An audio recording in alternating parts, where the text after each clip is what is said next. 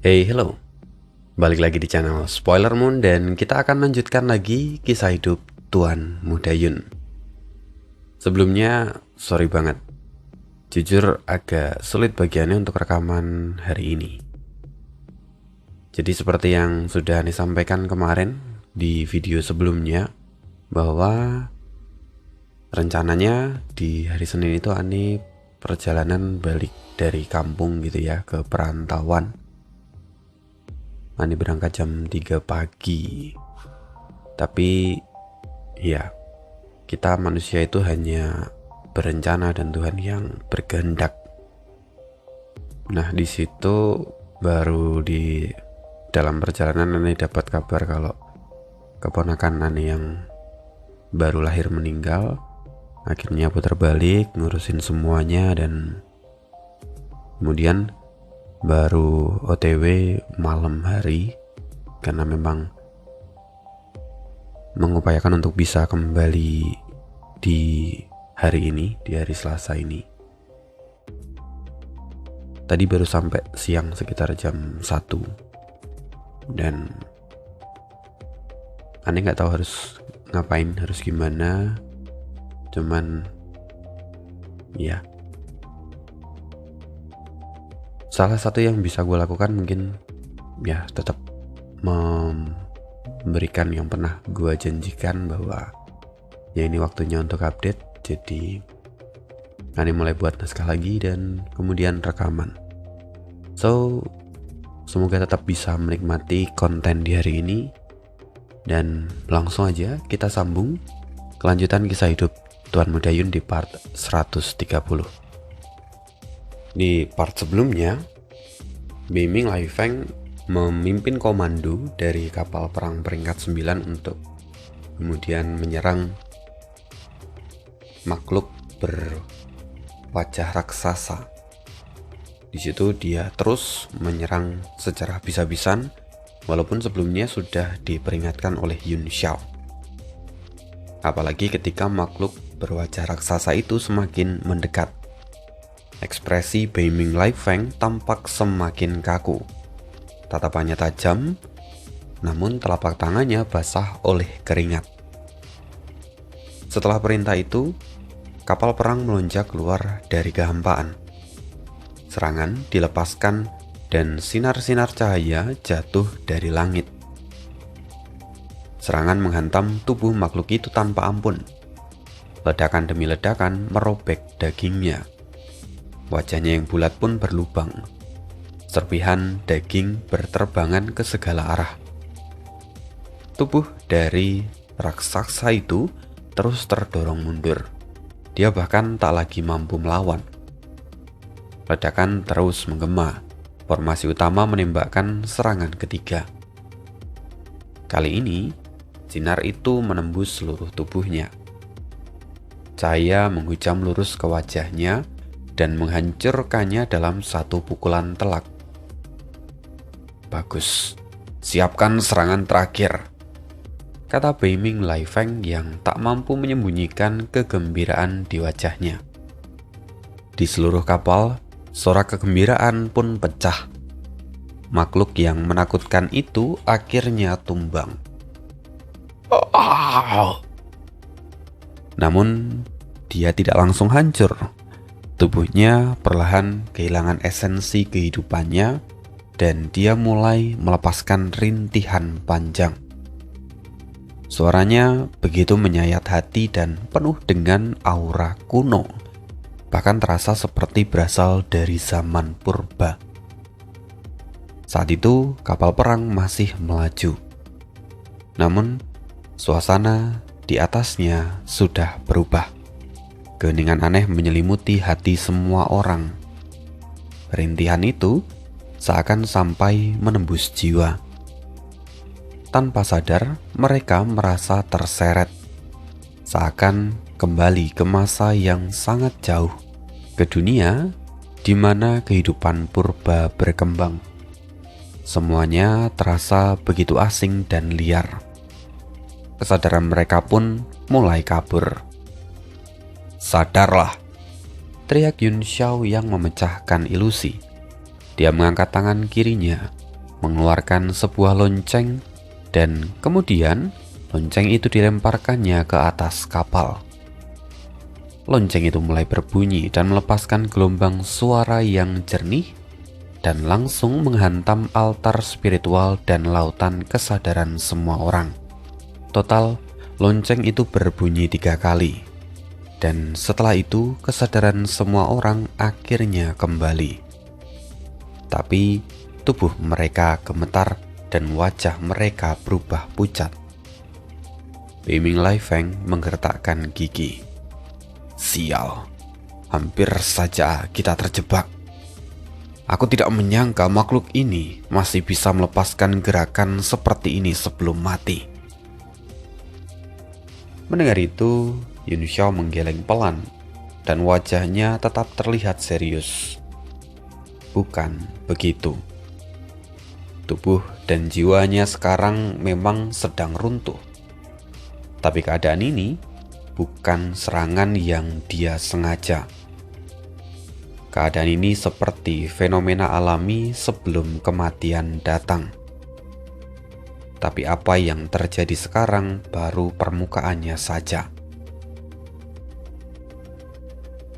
Yun Xiao terdiam sejenak. Dia terlihat ragu. Beiming Kang Tian menangkap perubahan ekspresi Yun Xiao dan kemudian bertanya, lantas apa yang terjadi berikutnya? Yun Xiao menjawab pelan, kematian monster laut dalam ini tampaknya akan memicu semacam atavisme. Semua orang tertegun. Atavisme? Ulang Beiming Kang Tian. Yun Xiao kemudian menjelaskan. Waktu seakan berputar kembali. Dunia di sekitar ikut lenyap bersamanya. Jiwanya akan menarik segala sesuatu kembali ke keadaan purba, ke alam liar yang kuno. Mendengar itu semua orang saling pandang, mereka terlihat kebingungan. Pupil mata Beiming Kang Tian menyusut. Kau bilang waktu berputar kembali? Itu mustahil. Waktu adalah hukum langit dan bumi. Bahkan para ahli hukum pun tidak akan bisa kembali ke masa lalu. Yun Xiao tampak menggelengkan kepala dan berkata, ini bukan tentang waktu yang berputar kembali. Tatapannya tampak menajam dan menembus ke arah makhluk raksasa itu. Sebentar lagi, kalian akan mengerti apa yang kumaksud. Sementara itu, di kedalaman laut, tepat di bawah kapal perang peringkat 9, suasananya justru tenang dan terasa dingin. Beberapa regu penjaga ras laut berpatroli di sekitar seekor keong raksasa. Namun ketenangan itu hanya semu. Gelombang suara terus bergemuruh. Getarannya begitu kuat hingga beberapa penjaga tewas seketika. Tubuh mereka hancur oleh karena tekanan suara yang mereka terima. Sisanya kini ketakutan, wajah mereka pucat pasi. Dari dalam keong raksasa kemudian terdengar teriakan penuh kemarahan. Xiangxi bajingan, beraninya dia menyiksaku. Aku akan membunuhnya. Aku pasti akan membunuhnya. Suara itu adalah suara Guangyi. Guangyi rupanya dipenjara di dalam keong raksasa ini. Kini dia tak lagi punya harapan. Dia tak mampu membebaskan diri. Keong raksasa itu disegel, membuat dia tidak bisa keluar. Para penjaga pun tidak berani melawan perintah Xiangxi, karena memang pimpinan komando dalam perang ini diserahkan kepada Xiangxi. Lalu kemudian, seekor kuda laut muncul dari kejauhan. Para penjaga pun seketika bersiaga. Mereka serempak mengangkat tombak. Mereka melihat makhluk yang datang itu terlihat aneh.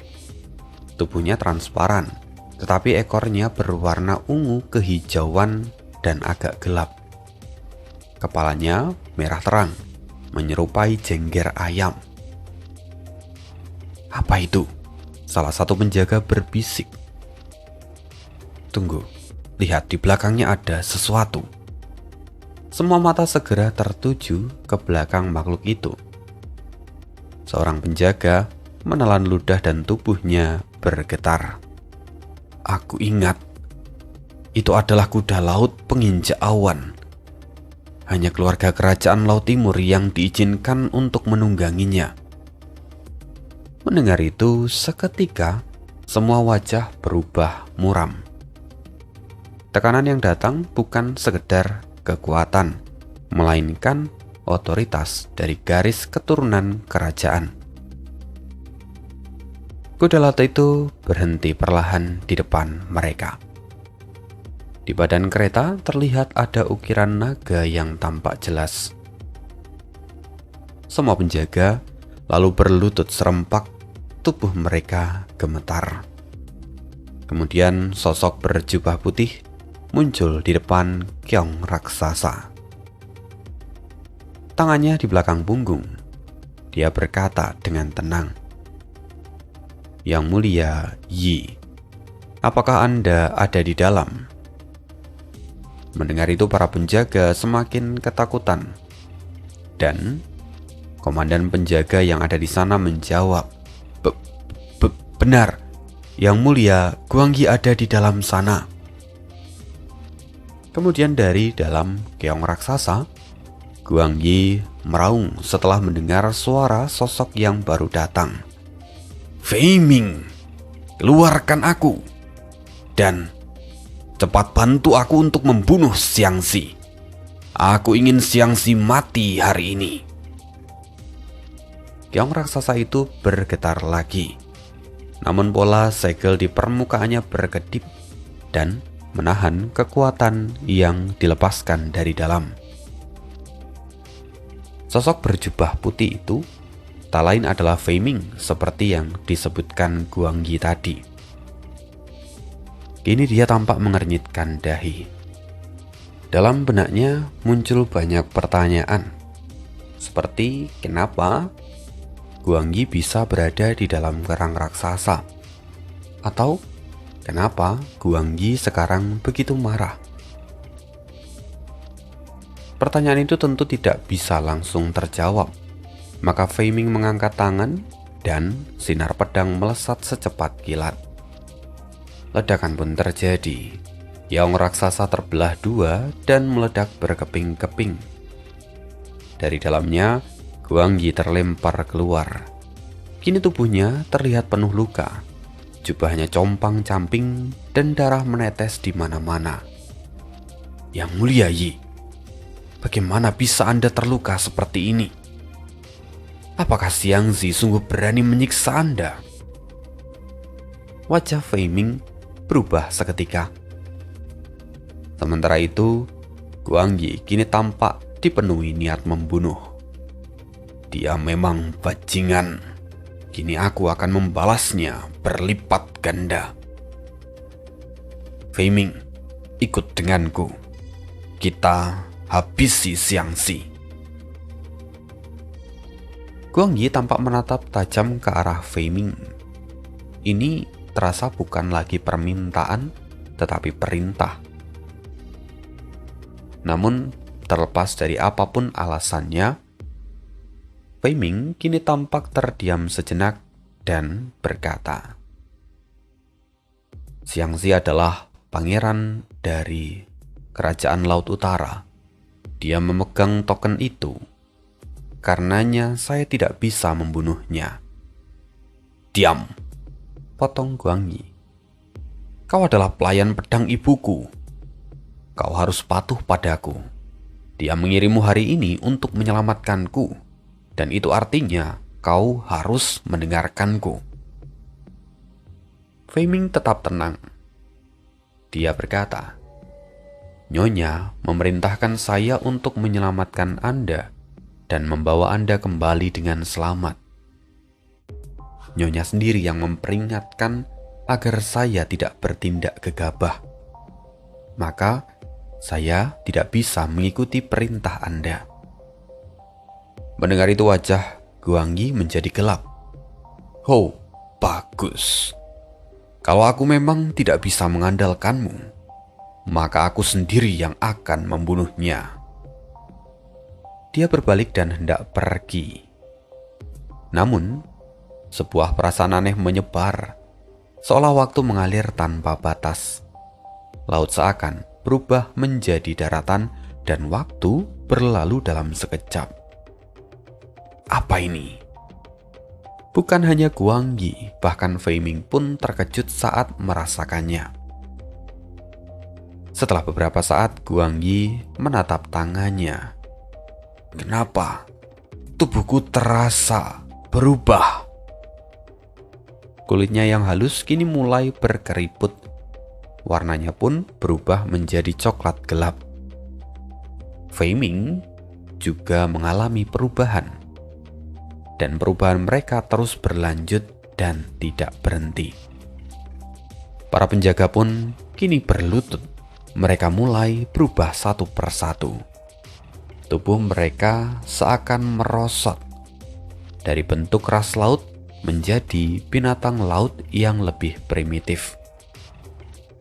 Transformasi aneh itu menyebar tanpa bisa dihentikan, seolah dunia yang perlahan kembali ke masa purba dan memaksa mereka semua untuk kembali ke wujud leluhur mereka sebelum mengalami evolusi. Proses ini seringkali disebut dengan sebutan atavisme. Fei Ming, apa yang terjadi? Tanya Guangyi dengan wajah yang masih terkejut. Saya juga tidak tahu apa yang terjadi, Yang Mulia Yi. Waktu terasa telah kembali ke zaman purba, kembali ke titik paling murni. Apa yang sebenarnya terjadi dengan wilayah laut ini? Fei Ming tetap berusaha untuk tenang. Di sisi lain, Guangyi yang masih terkejut, dia merasakan sedikit kegembiraan. Kenapa? Karena setelah tubuhnya berubah, dia merasakan kekuatannya benar-benar meningkat. Guangyi lalu berkata, bagaimana bisa waktu kembali ke asal? Kalau memang begitu, kekuatan yang kurasakan saat ini, apakah akan tetap ada selamanya? Fei Ming menggelengkan kepala. Saya rasa tidak akan seperti itu. Begitu kita meninggalkan wilayah ini, atau begitu aliran waktu kembali normal, kekuatan yang Anda rasakan pasti akan lenyap semuanya. Guangyi tampak geram. Lantas apa gunanya semua ini? Kenapa perubahan ini terjadi? Guangyi terus mengumpat dalam hati. Pada saat yang sama, kekuatan dalam tubuhnya terus melonjak. Energi esensi di dalam dadiannya semakin pekat, dan tubuh fisiknya pun kini terasa ikut menguat, seolah dia berevolusi menuju bentuk leluhurnya. Fei Ming berkata, Yang Mulia Yi harap tetap tenang.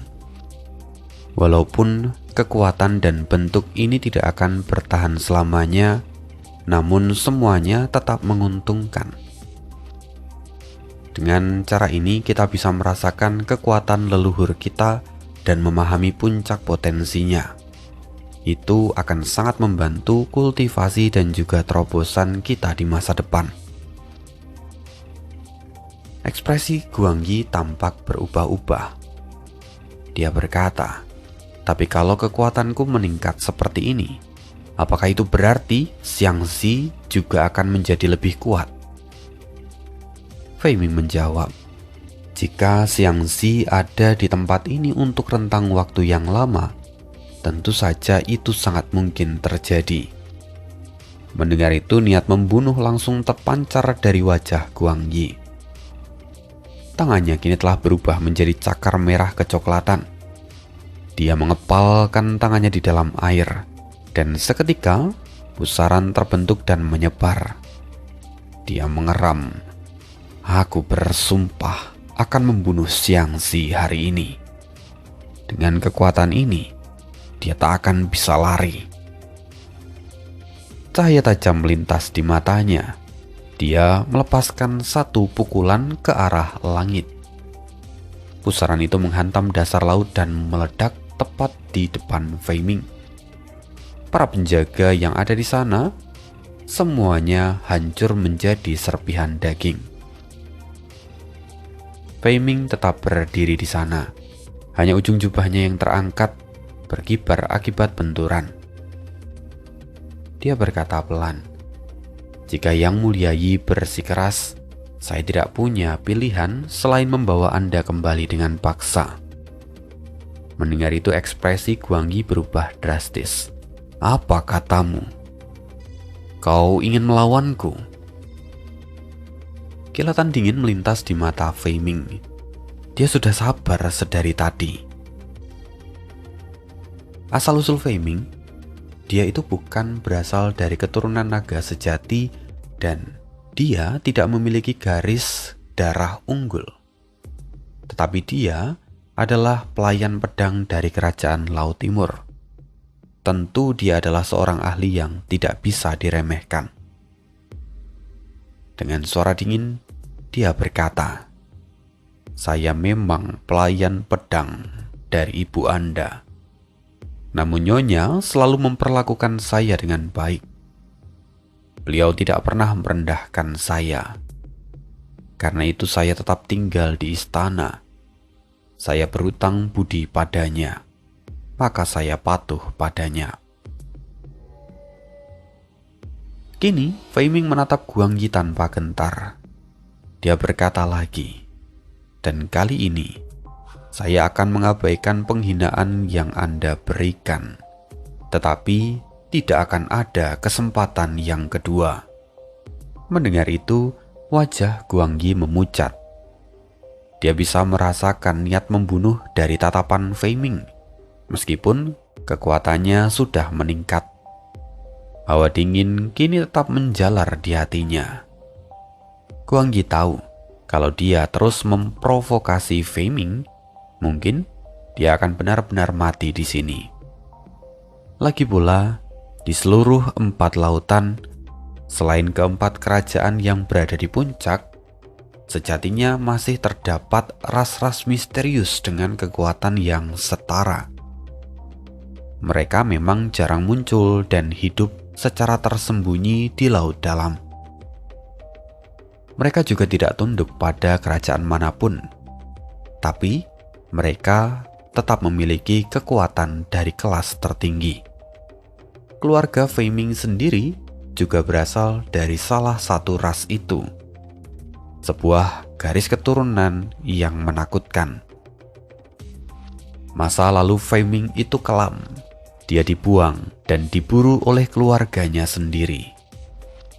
Dan setelah ibu Guangyi muncul, dia diselamatkan dan kemudian menjadi salah satu dari 4 penjaga kerajaan Laut Timur. Oleh karena itu, Fei Ming merasa berutang budi pada ibu Guangyi dan mengikutinya. Sebelumnya, mendengarkan ocehan dari Guangyi, emosi Fei Ming sempat meledak. Namun, kini dia perlahan kembali menjadi tenang. Dia berkata lagi, "Yang Mulia Yi, mohon untuk tidak bertindak gegabah. Ikutlah dengan saya kembali." Guangyi enggan untuk mendengarkan permintaan itu. Dia sudah seperti anak kecil yang dimarahi, dan itu membuatnya marah.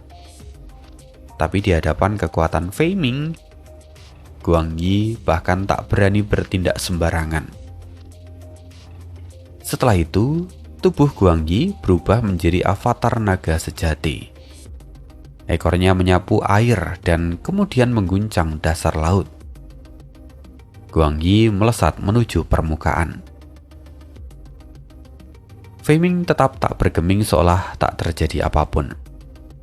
Hanya secercah keraguan yang kini melintas di matanya saat menatap arah kepergian Guangyi. Dalam hati dia bertanya-tanya, sesungguhnya kekuatan yang dapat memutar balikan waktu itu datang dari atas laut. Apa sebenarnya yang terjadi di sana sampai kemudian menimbulkan fenomena atavisme? Perlahan senyum tipis muncul di sudut bibirnya. Baginya, sikap Guangyi yang tidak mau patuh justru menjadi kesempatan baik.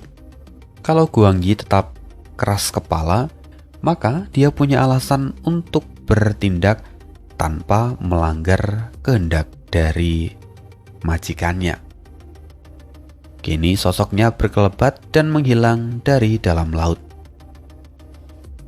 Di saat yang sama, di atas permukaan, bangkai binatang berwajah raksasa melayang. Sebuah lubang besar menganga di wajahnya. Tubuhnya telah hancur hingga tak lagi dapat dikenali. Ledakan kemudian menggema. Kapal perang peringkat 9 bergetar hebat oleh karena ledakan itu. Di atas bangkai binatang berwajah raksasa, kini sebuah lubang hitam pekat terbuka. Kekuatan yang mengerikan terpancar darinya dan menyebar ke segala arah. Kekuatan inilah yang sebelumnya mengakibatkan ledakan pada kapal perang peringkat 9. Kini, ruang di sekitarnya mulai terkoyak tanpa henti, dan bahkan kapal perang peringkat 9 itu mulai terseret.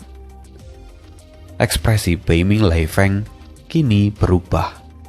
"Berhenti, stabilkan kapal," teriaknya.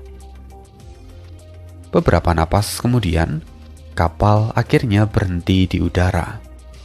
Seorang bawahan bergegas melapor, "Tuan Lai Feng, daya hisap dari lubang hitam itu terus meningkat. Haruskah kita mundur sekarang?" Wajah Beiming Lai Feng menjadi gelap. Dia menatap bangkai binatang raksasa itu yang kini terbelah perlahan-lahan. Lubang hitam di wajahnya juga mulai terhubung dan terus meluas. Sebuah lubang hitam raksasa kini terbentuk tepat di depan kapal perang peringkat 9 dan menghalangi jalan mereka. Kalau sekarang mereka mundur, mereka harus memutar jauh. Atau setidaknya menunggu sampai fenomena itu berakhir. Tentu saja mereka tidak punya banyak waktu. Di sisi lain, Beiming Kangtian menatap lubang hitam itu sejenak dan tampak menghela nafas. Lubang hitam ini terbentuk dari energi dalam binatang laut dalam yang mati. Energi ini mirip seperti binatang langit, tapi aku tidak tahu apa yang sebenarnya terjadi pada makhluk ini. Saat Beiming Kangtian mengatakan itu, tiba-tiba rentetan serangan menghantam kapal perang dari belakang. Gelombang demi gelombang energi menghantam penghalang dan memicu kilatan cahaya warna-warni di langit. Yunusio tampak menyipitkan mata dan tersenyum tipis. Akhirnya, Xiangxi muncul juga. Dia benar-benar mampu bertahan cukup lama. Aku penasaran, seberapa besar peningkatan dari atavisme waktu akibat kematian dari makhluk ini. Mendengar perkataan Yun Xiao, hati Beiming Kangtian bergetar. Tunggu, atavisme yang kau maksud? Jangan-jangan belum sampai Beiming Kangtian menyelesaikan perkataannya, kekuatan dahsyat berkumpul di langit dan menjelma menjadi seekor naga raksasa. Naga itu seolah naga sejati kuno yang bangkit kembali. Naga itu meraung dan menghantam kapal perang. Ledakan terdengar. Seluruh kapal bergetar hebat. Lapisan demi lapisan pertahanan pun pecah. Seketika, para ahli dari ras laut mulai bermunculan di langit. Mereka menyerbu bersama, menghancurkan penghalang lapis demi lapis. Semua orang di kapal perang tentu saja terkejut. Mereka menatap keluar dengan wajah tak percaya. Para prajurit ras laut saat ini tampak jauh lebih puas. Tubuh mereka membesar, aura mereka melonjak, penampakan mereka pun tampak ganas, seolah mereka memasuki kondisi mengamuk. Ledakan terus menggema, penghalang pertahanan pun semakin rapuh. "Bertahan!" teriak Bei Ming Lai Feng panik. "Kita harus bertahan!" Ledakan terjadi lagi. Satu lubang besar akhirnya terbuka. Sekelompok besar dari ahli ras laut menerobos masuk. Dalam sekejap, mereka menerkam ke arah semua orang dan memancarkan aura liar yang brutal. Ini bukan hanya sekedar keganasan akibat atavisme. Ini adalah amarah, kebencian dan keputusasaan dari kematian binatang berwajah raksasa itu. Mata mereka memerah seakan hampir keluar dari tempatnya. Mereka tidak menginginkan apapun selain menyeret musuh ke dalam kematian bersama dengan mereka. Bei Ming Lai Feng sempat tertegun, lalu kemudian berteriak dengan penuh amarah, "Bunuh mereka semua! Tidak seorang pun diizinkan mundur. Habisi mereka atau kita yang akan mati." Dengan pedang di tangan, dia pun menyerbu ke depan lebih dulu. Cahaya pedang menebas lurus ke bawah, menghantam pukulan seorang prajurit dari ras laut berbadan kekar dengan tanduk panjang di kepalanya. Prajurit itu meraung. Dia menunduk dan menahan serangan itu dengan tanduknya, lalu berlari maju dengan tubuhnya yang besar. Ledakan kembali terdengar saat tanduk itu bertabrakan dengan pedang Bei Ming Lai Feng. Bahkan kekuatannya mampu memaksa Bei Ming Lai Feng mundur selangkah. Hati Bei Ming Lai Feng bergetar. Dia tahu bahwa prajurit ini hanya berada di tingkat puncak martial supreme. Tapi yang membuatnya tercengang adalah kenapa ahli ini mampu mendorongnya ke belakang. Kejutan masih belum berakhir. Prajurit dari ras laut itu mengangkat kepala dan memperlihatkan senyum kejam ke arah Bei Ming Lai Feng. "Sialan, bajingan ini benar-benar nekat." Dia langsung bergerak. Pedangnya bergetar dan kemudian lautan pedang menyebar. Di sana ledakan menggema. Di bawah tekanan itu, prajurit dari ras laut menghancurkan dirinya. Dia meledak dengan gelombang yang besar. Gelombang ledakan itu menghantam pedang Bei Ming Lai Feng. Walaupun tidak berhasil melukai Bei Ming Lai Feng, tetapi kekuatannya cukup untuk memaksa Bei Ming Lai Feng mundur beberapa langkah.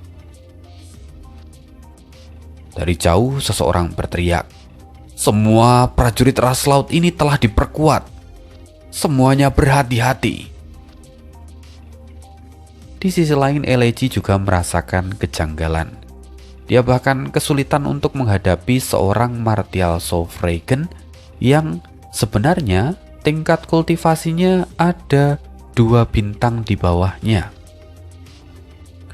Dia hanya bisa bertahan dengan susah payah. Melihat semua itu, Bei Ming Kang Tian dengan ngeri berkata, "Atavisme yang dikatakan oleh Tuan Muda Yun, apakah itu adalah kebangkitan dari garis keturunan kuno ras laut?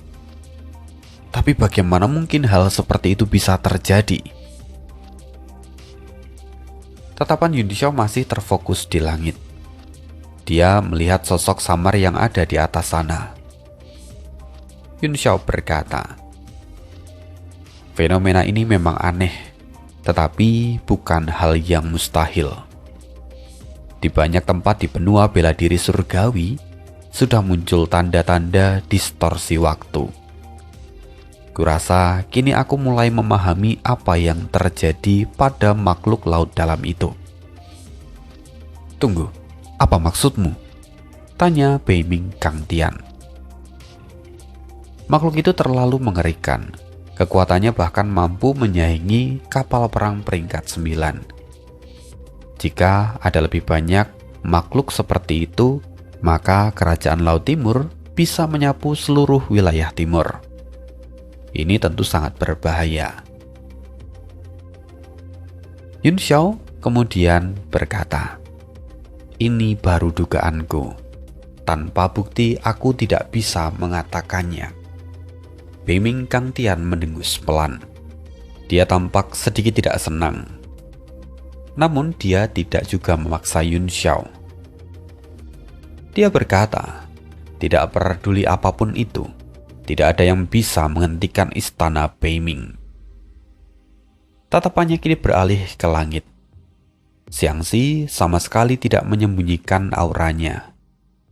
Kini semua orang di dalam kapal perang langsung bisa merasakan kehadirannya. Yun Xiao sendiri tampak tersenyum samar. Dia berkata, "Selama tetua Kang Tian mau turun tangan di sini, maka Xiangxi pasti akan mati dan aku pun akan merasa tenang." Beiming Kang Tian tahu bahwa situasi saat ini tidak lagi bisa berkompromi. Maka dia akhirnya berkata, "Aku akan mengurus orang itu. Sementara itu kita masih harus mengandalkan Tuan Muda Yun di kapal ini. Jangan pernah berpikir untuk melarikan diri, atau kau tidak akan pernah hidup dengan tenang." Begitu Beiming Kangtian selesai bicara, dia melompat dan dek di bawah kakinya hancur seketika. Padahal itu adalah kapal perang peringkat 9. Namun Beiming Kangtian dapat menghancurkannya dengan mudah. Ini menunjukkan kekuatannya yang luar biasa. Di langit, Beiming Kangtian berkata, "Bocah bodoh, kau tidak tahu luasnya langit dan bumi. Berani sekali kau menantang istana Beimingku. Konyol, hari ini kau akan kuberi pelajaran yang tak akan pernah kau lupakan." Telapak tangannya bergerak, menggambar lingkaran di udara. Lalu aliran ki es pekat mengalir dari lengannya. 2 segel terbentuk di hadapannya. Dia menyatukan keduanya lalu menghantam ke depan. Seketika, kekuatan dahsyat melesat keluar, seperti sebuah gunung es raksasa yang runtuh dari langit. Xiangxi tampak tidak dalam kondisi normal.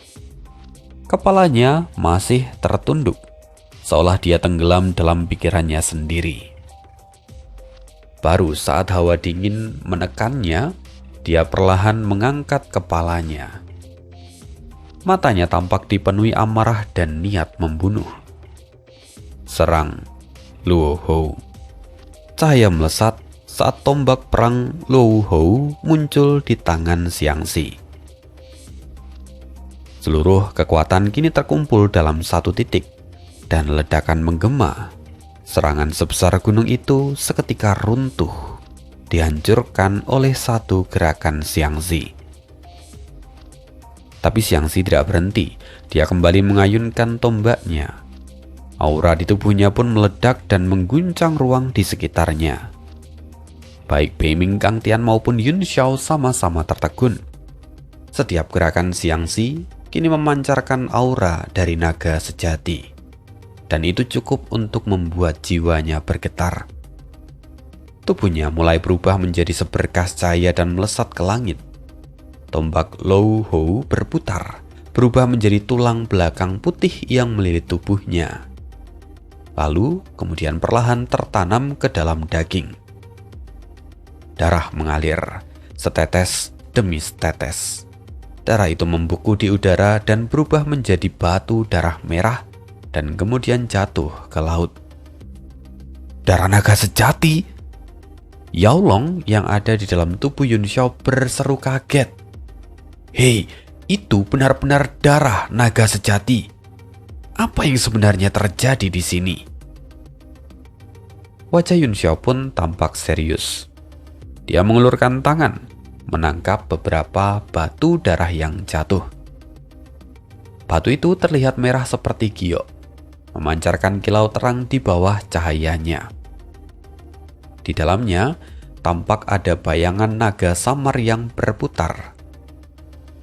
Lalu pada saat yang sama, telapak tangannya memancarkan cahaya keemasan. Itu adalah respon tubuh emas miliknya yang bereaksi secara otomatis. Karena panas dari darah itu begitu tinggi hingga memicu perlindungan dari tubuhnya. Benarkah ini darah naga?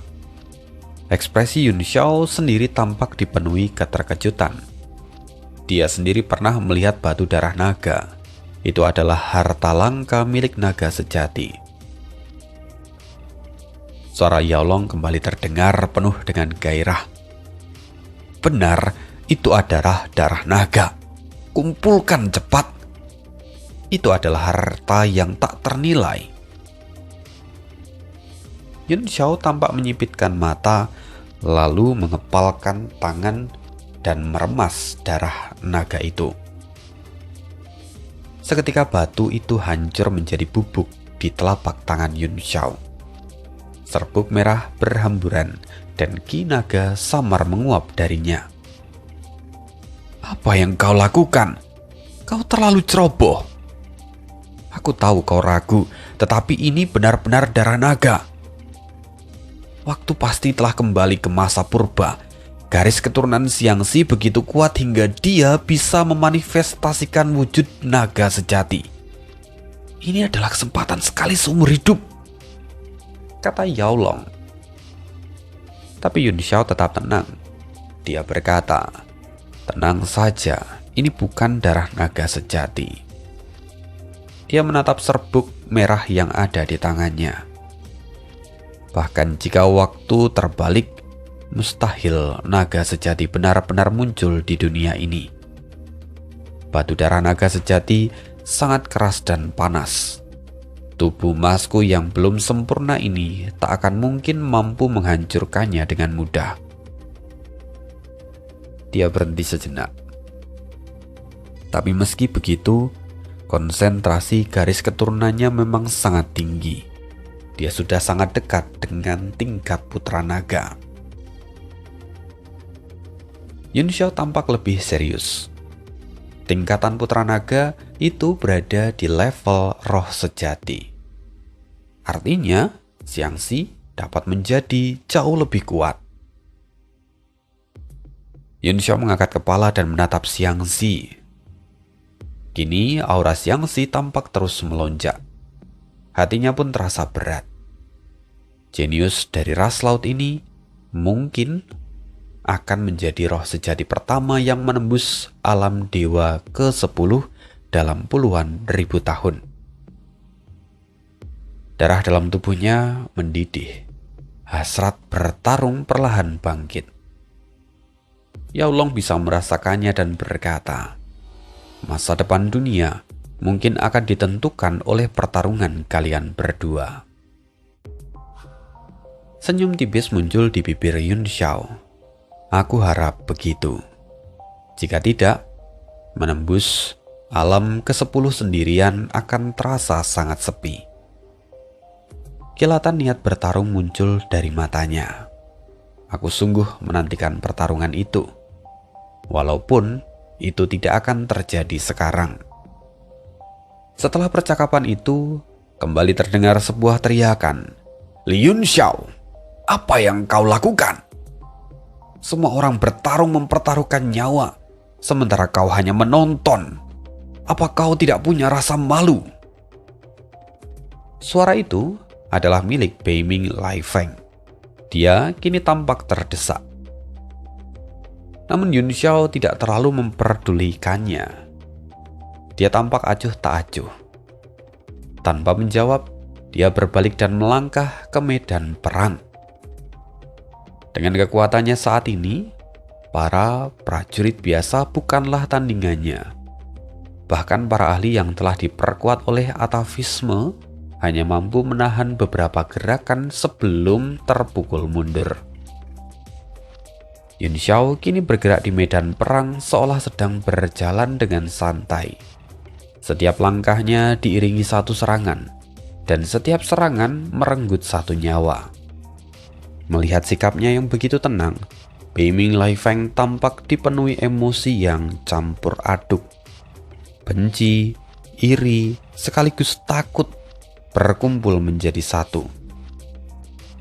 Dan semua emosinya itu kini mengalir ke dalam pedangnya. Emosi itu membuat serangannya menjadi semakin brutal dan tanpa ampun. Sementara itu, Yun Xiao sendiri kini sekilas tampak bertarung semaunya. Namun sebenarnya setiap target telah dia pilih dengan cermat. Sebagian untuk melindungi rekan-rekannya, sebagian lagi untuk menjaga stabilitas dari kapal perang peringkat 9. Jadi walaupun medan perang itu tampak kacau, tapi semuanya masih berada di dalam kendali Yun Xiao. Sementara itu di langit, tulang belakang naga terus menekan masuk ke dalam tubuh Xiangxi. Xiangxi menjerit kesakitan, matanya dipenuhi kemarahan. Seluruh tubuhnya kini bermandikan darah naga yang merah menyala. Lalu kemudian harta rahasia naga kelima kini akhirnya menyatu ke dalam tubuh Xiangxi. Auranya benar-benar melonjak ke tingkat yang sama sekali baru. Tekanan Qi saja sudah cukup untuk meremukkan udara di sekitarnya. Xiangxi kini tertawa seperti orang gila. Suaranya menggema di langit. Penampilannya telah berubah total. Wajahnya kini benar-benar telah menyerupai naga sejati. Kekuatan ini, 5 harta naga sejati. Akhirnya aku berhasil menyatukan semuanya dalam kondisi atavisme. Sebelumnya, saat Xiangxi mencoba menyatukan keempat harta naga sejati di kota bulan merah, tubuhnya hampir hancur oleh karena serangan baliknya. Dan 4 harta itu adalah batas yang dia punya ketika itu. Dia tahu mustahil untuk menyatukan 9 harta naga sejati dan kemudian menjadi naga sejati. Oleh karena itu, satu-satunya jalan adalah dengan memperkuat tubuh dan garis keturunannya secara bertahap. Karena itu, ketika sebelumnya dia memperoleh harta naga kelima dari Istana Laut Timur, Xiangxi memilih untuk menahan diri. Dia tidak berani menggunakannya dengan sembarangan. Satu kesalahan saja mungkin bisa membuat tubuhnya meledak. Tapi kali ini berbeda.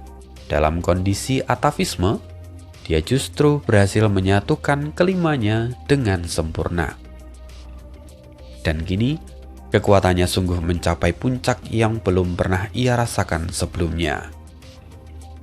Melihat itu, Beiming Gangtian sedikit terkejut. Tapi meski begitu, ekspresinya tetap dingin. Suaranya sedikit meremehkan.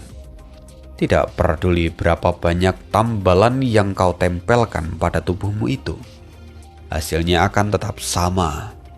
Hari ini kau akan dihajar olehku. Beiming Gangtian akhirnya turun tangan dan akan melawan Xiangxi. Pertarungannya akan kita bahas di part berikutnya. Dan tentu saja pertanyaan berikutnya, apa yang akan Yun Xiao lakukan? Apakah dia juga akan ikut turun tangan melawan Xiangxi, atau dia hanya akan membereskan para kroco? Ya, kita akan jawab di part berikutnya. Maka, sekian untuk hari ini. Terima kasih dan see you again di next video. Bye.